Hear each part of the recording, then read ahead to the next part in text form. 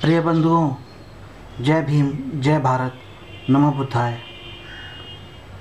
आज मैं आपके सामने बाबा साहेब डॉक्टर भीमराव अंबेडकर जी द्वारा दिए गए भाषणों का नया भाषण प्रस्तुत करने जा रहा हूं और उनके द्वारा दिए गए भाषणों की श्रृंखला में यह छठी श्रृंखला है। मैं आपको एक बार फिर से बताना चाहता हूं कि उनके भाषण शंकरन शास्त्री जी, जो उनके काफ़ी करीबी रहे हैं, उनके द्वारा संकलित एवं प्रकाशित पुस्तिका सम्मान के लिए धर्म परिवर्तन करे से लिए गए हैं, जिसमें उन्होंने बाबा साहेब डॉक्टर भीमराव अंबेडकर जी के द्वारा दिए गए भाषणों का संकलन किया है। और मुझे उम्मीद है कि इन भाषणों को भी आप उसी सहिष्णुता के साथ सुनेंगे जिस सहिष्णुता के साथ आपने उनके पिछले भाषणों को सुना है। और प्रत्येक भारतवासी किसी भी धर्म जाति विशेष से हो, वह बाबा साहेब के भाषणों को एक बार सुन के, दो बार सुन के कोई अनुमान ना लगाए, बल्कि 100 बार सुनिए और ज़रूरत पड़े तो 500 बार, 1000 बार भी सुनिए। तो आपका ज़्यादा समय न लेते हुए मैं आज उनका नया भाषण शुरू करता हूँ।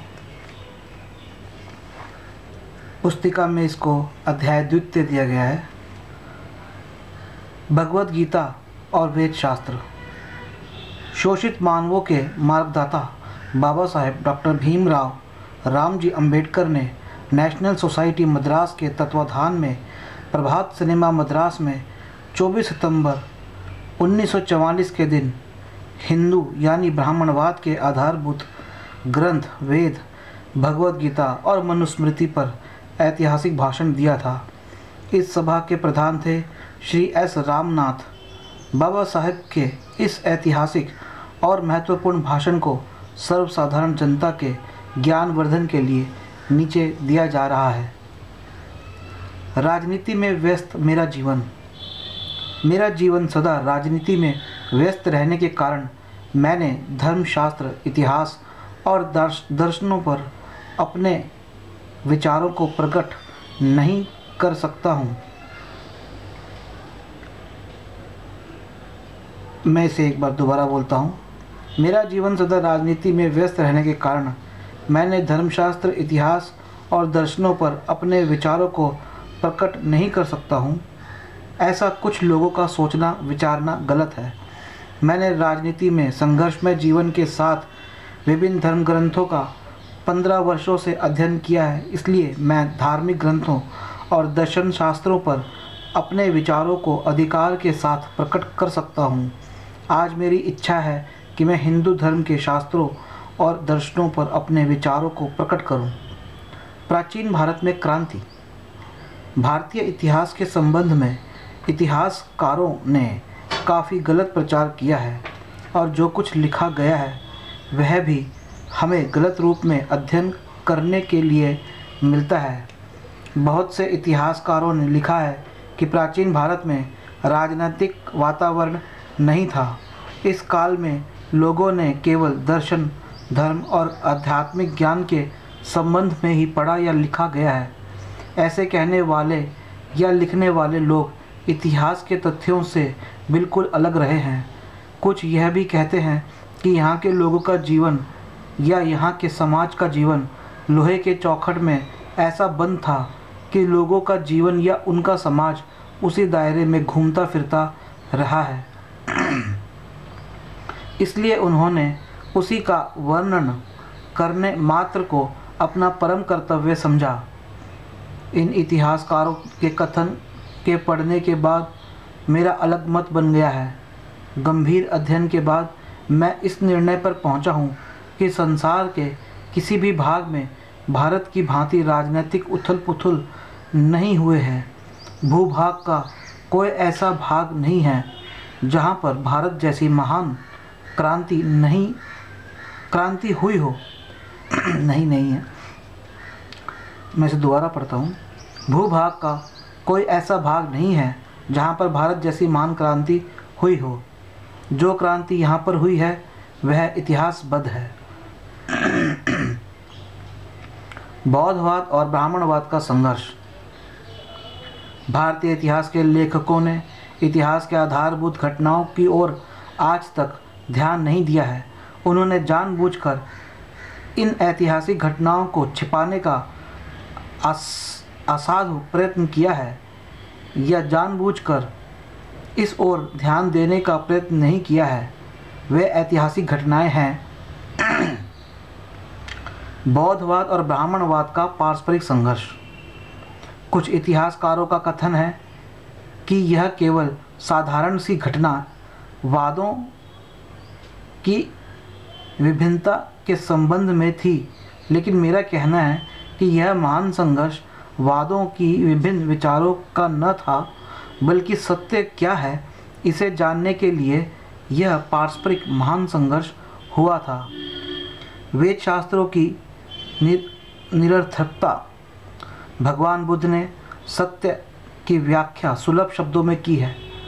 उन्होंने उसी को सत्य माना जिसे इंद्रियां पहचान सके।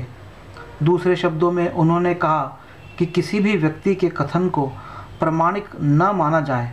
उसके विरुद्ध ब्राह्मणों का कथन है कि जो कुछ वेद कहते हैं वह सत्य है। बौद्ध क्रांतिकारी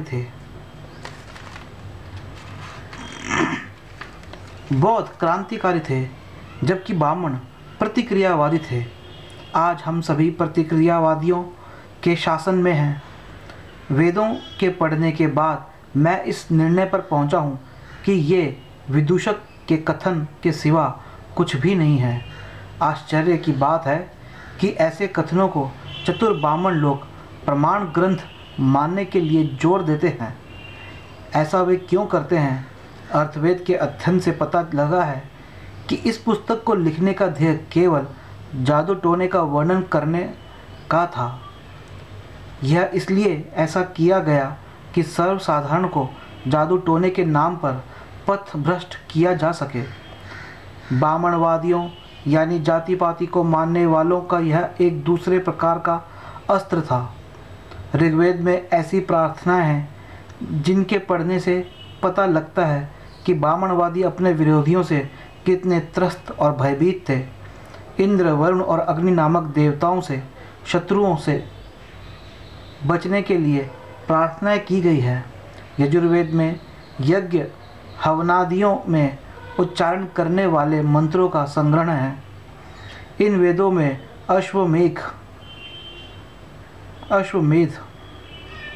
और अजमेघ के स्वर पर यजमानियों के साथ मैथुन घोड़े से कराना चाहिए या नहीं, इसका वर्णन किया गया है। सामवेद का अध्ययन भी हमें कुछ नहीं बताता। गाने के नाम पर जो कुछ लिखा गया है उससे पता लगता है कि उसमें समानता का कोई वर्णन नहीं है। इन पुस्तकों को अपौरुषीय माना जाता है। अपौरुषीय का अर्थ है कि इन वेदों को पुरुष ने नहीं बनाया, बल्कि ब्राह्मणों के देवता ने बनाया है। इनमें जिन ऋषियों का नाम लिया जाता है, इससे पता लगता है कि इन्हीं लोगों ने इन रचनाओं को बनाया। इन्हें बनाने वाले सैकड़ों थे। अविकसित और असंस्कृत लोग थे। यही कारण है कि भगवान बुद्ध ने इन वेदों को प्रमाणिक नहीं माना और उन्होंने अपने सद्धर्म में कहीं पर इनको स्थान नहीं दिया। इससे ब्राह्मणवादी क्रोधित हो गए। जब जब भी उन्हें अवसर मिला तब तब बौद्ध धर्म पर किसी प्रकार से आक्रमण किया। एक बार अंतिम पंक्ति दोबारा देखिए। इससे ब्राह्मणवादी क्रोधित हो गए। जब जब भी उन्हें अवसर मिला तब तब बौद्ध धर्म पर सभी प्रचार से आक्रमण किया। मुसलमानों का आक्रमण और बौद्ध ब्राह्मण संघर्ष। अगर मुसलमानों का आक्रमण इस देश पर न होता तो बौद्ध और ब्राह्मणवाद का संघर्ष अब तक जारी रहता।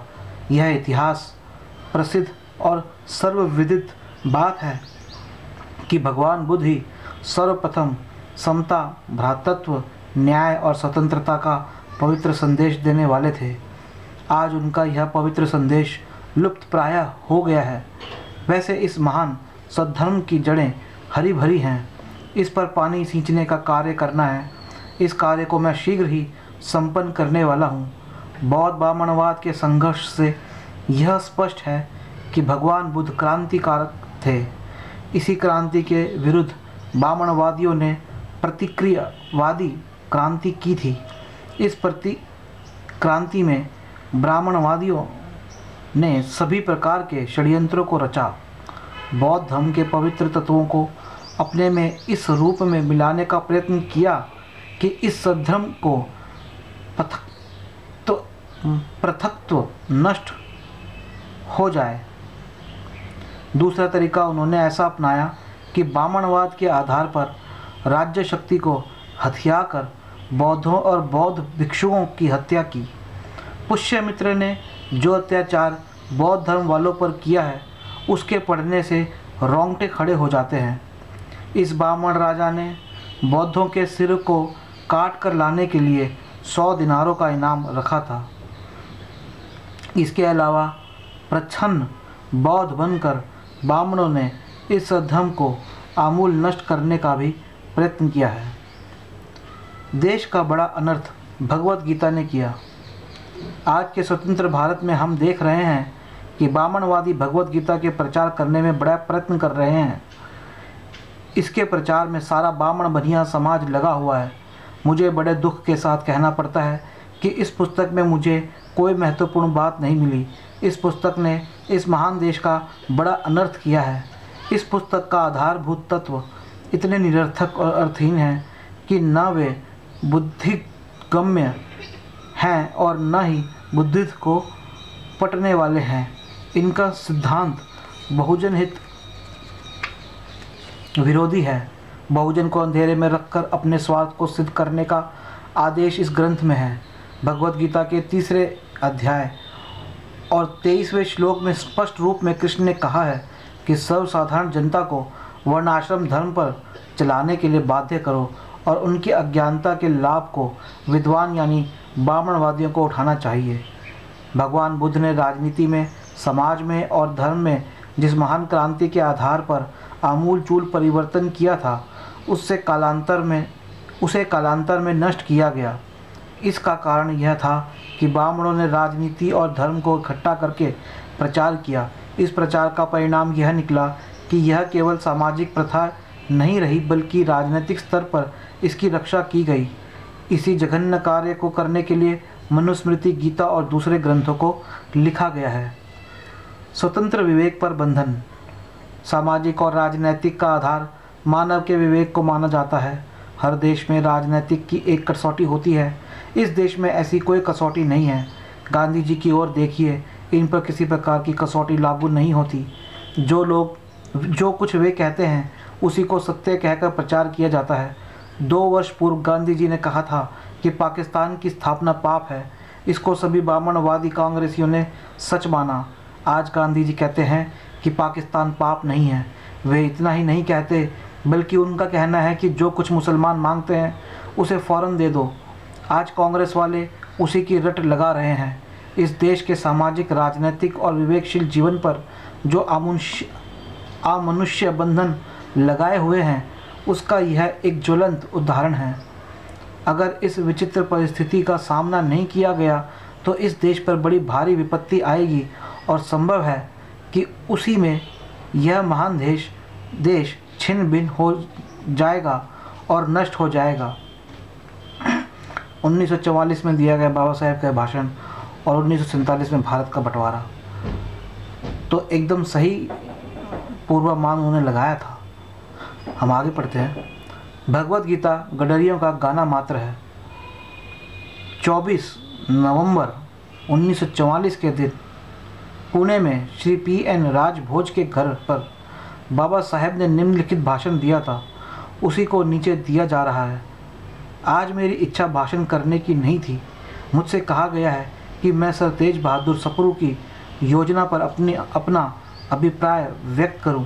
आज इस विषय पर मैं कुछ बोलना नहीं चाहता।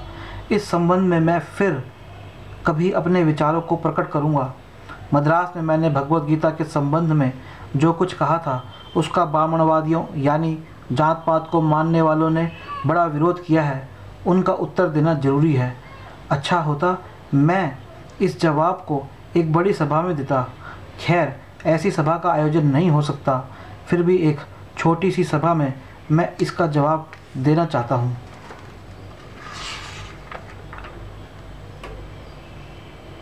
मित्रों, इसके आगे का हम अगले अंक में पढ़ेंगे और आपसे यही गुजारिश है कि आप बाबा साहेब के विचारों को, उनके भाषणों को सहिष्णुता के साथ लें और उन पर लगातार विचार करते रहें। इसी के साथ मैं ये वाली कड़ी ख़त्म करता हूँ। जय भीम, जय भारत, नमो बुद्धाय।